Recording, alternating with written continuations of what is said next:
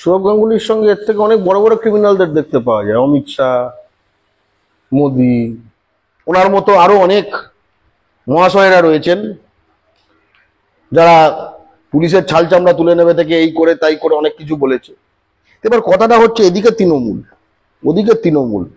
জিনিসটা গেল মিডিয়াতে, বিজেপির মিডিয়াতে, থ্রু বিজেপি। তার মানে হচ্ছে যে পশ্চিমবঙ্গে বিজেপিটাই তৃণমূল, পশ্চিমবঙ্গে বিজেপিটা তৃণমূলের হাতের বোড়ে হয়ে গেছে।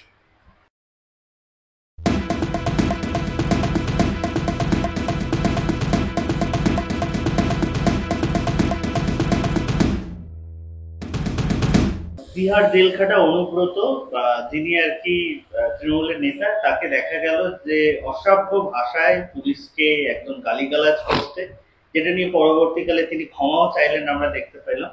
সেই তিহার জেলখাটা অনুব্রতর সঙ্গে বাঙালির আইকন সৌরভ গাঙ্গুলিকে একই মুহূর্তে দেখা গেল, এবং যেটা নিয়ে প্রচন্ড রকম একটা নিন্দার ঝড়। সৌরভ গঙ্গোপাধ্যায় এক প্রকার মিডিয়ার সামনে এসে তিনি বললেন যে আমি পাবলিক ফিগার, আমার সঙ্গে যে কারোর দেখা যেতে পারে, তাতে কিছু যায় আসে না। পুরো বিষয়টা কিভাবে দেখছে? সৌরভ গাঙ্গুলির সঙ্গে এর থেকে অনেক বড় বড় ক্রিমিনালদের দেখতে পাওয়া যায়। অমিত শাহ, মোদি, অনুব্রত মণ্ডল যেটা করেছে খুবই খারাপ করেছে। ঠিক আছে, পুলিশকে গালাগাল করা, একটা পুলিশহীন সমাজ কল্পনা করুন তো। সমাজে কোনো পুলিশ নেই, থাকতে পারবেন? পুলিশের নানা ব্যাপারে দোষ থাকে ঠিকই, কিন্তু একজন জনপ্রতিনিধির থেকে বা অন্তত রাজনীতির থেকে যেটুকু ইয়ে করা যায় যে আপনারা আইন সংবিধান মেনে সেটা ইয়ে করবেন। পুলিশকে গালাগাল করা একদমই অনুচিত আমি মনে করি। বাংলা পক্ষ কখনো দেখবেন না পুলিশকে গালাগাল করছে। ঠিক আছে, নানা জায়গায় এরকম হয় যে আমাদের পারমিশন পেতে অসুবিধা হয়, কিন্তু পারমিশন পেতে অসুবিধা করেছে যে ওসি।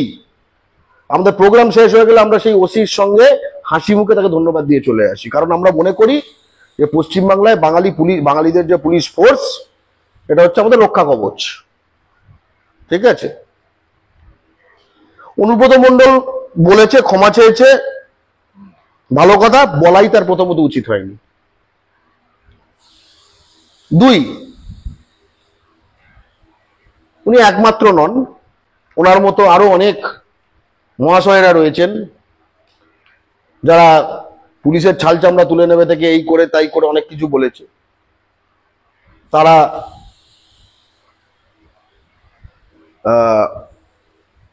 কোনো ক্ষমা টমাও চাইনি। অনুব্রত মণ্ডল, আমার মনে হয় এটা যে লিক হয়েছে, এটা তো লিক করতে হয়েছে। এই লিকটা যেভাবে হয়েছে, অনুব্রত মণ্ডল এটা করেছে, অনুব্রত মণ্ডল ইয়েটা করেছে, কিন্তু লিকটা যে হয়েছে এটার ফলে তৃণমূলের থেকে আমার বিজেপির প্রতি আশঙ্কাটা বেশি হচ্ছে। কি রকম?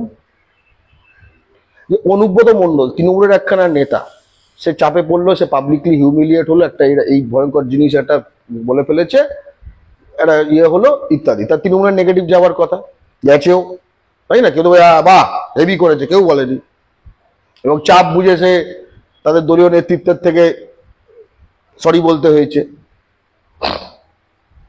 গল্পটা হয়েছে পুলিশ তৃণমূলের, কারণ তৃণমূল সরকার, যেরকম বিএসএফ বিজেপির, সিআরপিএফ বিজেপির, যেরকম, এগুলো কিন্তু স্পষ্ট বোঝা উচিত। এগুলো নিয়ে যাদের ভেদ থাকে না, যে ওয়েস্ট বেঙ্গল পুলিশ তৃণমূলের, কলকাতা পুলিশ তৃণমূলের, কিন্তু BSF neutral, CRPF neutral, NIA neutral, তারাই নিউট্রাল না, তারা দলদাস একরকম। বা কেউ যদি বলে যে ওটা মোদির পুলিশ কিন্তু পশ্চিমবঙ্গ পুলিশ নিউট্রাল, তারাও দলদাস। ঠিক আছে, এবার কথাটা হচ্ছে এদিকে তৃণমূল, ওদিকে তৃণমূল। জিনিসটা গেল মিডিয়াতে, বিজেপির মিডিয়াতে, থ্রু বিজেপি। তার মানে হচ্ছে যে পশ্চিমবঙ্গে বিজেপিটাই তৃণমূল, পশ্চিমবঙ্গে বিজেপিটা তৃণমূলের হাতের বোড়ে হয়ে গেছে অনেক গুরুত্বপূর্ণ নোডে। আপনারা দেখছেন আওয়াজ, রোজকারের হক কথা। ফর মোর আপডেটস অ্যাবাউট আওয়াজ, please subscribe our YouTube channel.